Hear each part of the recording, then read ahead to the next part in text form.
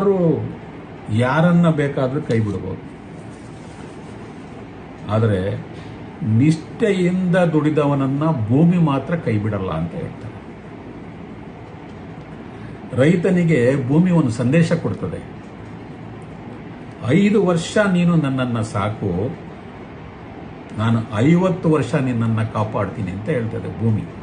ಆ ಭೂಮಿ ತಾಯಿ, ನೀನು 5 ವರ್ಷ ನನ್ನ ಸಾಕ್ಬಿಡು, ನನ್ನ ಕಾಪಾಡ್ಬಿಡು, ನಾನು 50 ವರ್ಷ ನಿನ್ನ ಸಾಕ್ತೀನಿ ಅಂತ ಹೇಳ್ತದೆ.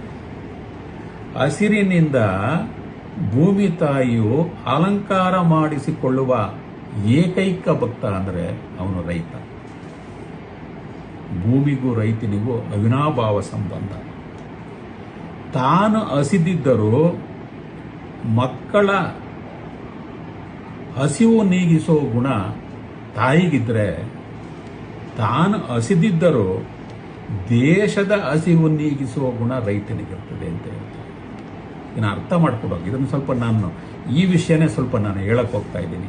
ಯಾಕಂದರೆ ರೈತನ ಬೆಲೆ ಎಂಥದ್ದು, ಅವನ ಗೌರವ ಎಂಥದ್ದು, ಅವನ ಶ್ರಮ ಎಂಥದ್ದು, ಅವನ ನಿಷ್ಠೆ ಎಂಥದ್ದು, ಇದನ್ನು ಅರಿವು ಮೂಡಿಸಕ್ಕೆ ಕೊಟ್ಟಿದ್ದೀನಿ ನಾನು. ಜನರು ಕಾಲಿಗೆ ಮಣ್ಣಾಗ್ತದೆ ಅಂತೇಳಿ ಚಪ್ಪಲಿ ಹಾಕ್ಕೋತಾರೆ, ಆದರೆ ನಮ್ಮ ರೈತ ಆ ಮಣ್ಣನ್ನು ಕಣ್ಣಿಗೆ ಒತ್ತುಕೊಂಡು ದುಡಿತಾನೆ. ವ್ಯತ್ಯಾಸ ಸಾಮಾನ್ಯ ಜನರಿಗೂ ರೈತರಿಗೂ ಇರೋ ವ್ಯತ್ಯಾಸವನ್ನು ನಾನು ಹೇಳಿಕೊಡ್ತೀನಿ.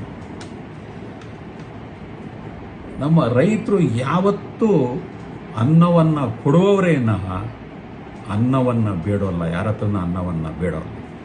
ಅದಕ್ಕೆ ರೈತನನ್ನು ಜಮೀನಿನಲ್ಲಿ ದುಡಿಯುವ ಜಮೀನ್ದಾರ ಅಂತ ಕರೀತಾರೆ. ಈ ಜಮೀನ್ದಾರ ಅನ್ನೋ ಪದ ಯಾರಿಗೂ ಇಲ್ಲ ಬೇರೆಯವರಿಗೆ. ಯಾರು ಜಮೀನಿನಲ್ಲಿ ದುಡಿತಾನೋ, ಜಮೀನನ್ನು ಹೊಂದ್ಕೊಂಡಿದ್ದಾನೋ ಅವನೇ ಜಮೀನ್ದಾರ. ಜಮೀನ್ದಾರ ಅನ್ನೋ ಗೌರವ ಇದೆ. ಅದೇ ರೀತಿ ಯಾವ ಊರಿನಲ್ಲಿ ರೈತ ಇರಲ್ವೋ ಅಲ್ಲಿ ಲಕ್ಷ್ಮಿ ಮತ್ತು ಸರಸ್ವತಿ ಇಬ್ಬರೂ ಇರಲ್ಲ ಅಂತ ಹೇಳ್ತಾರೆ. ಎಲ್ಲಿ ರೈತ ಇರ್ತಾನೋ ಅಲ್ಲಿ ಸುಖ, ಶಾಂತಿ, ಸಮಾಧಾನ, ಸಮೃದ್ಧಿ ಇರುತ್ತೆ ಅಂತ ಈ ಪೂರ್ವಜರು ಕಂಡುಕೊಂಡಿದ್ದಾರೆ. ಈ ಭೂಮಿ ತಾಯಿ ಇದೆಯಲ್ಲ, ಭೂಮಿ ತಾಯಿ ಮಳೆ ಹನಿ ಬಂದಾಗ ತೃಪ್ತಳಾಗ್ತಳಂತೆ. ಭೂಮಾತೆ ಮಳೆ ಹನಿ ಬಂದಾಗ ತೃಪ್ತಳಾಗ್ತಳಂತೆ. ಆದರೆ ರೈತನ ದುಡಿಮೆಯ ಬೆವರ ಹನಿ ಬಿದ್ದರೆ ಬರೀ ತೃಪ್ತಳಾಗಲ್ವಂತೆ, ಸಂತೃಪ್ತಳಾಗ್ತಳಂತೆ.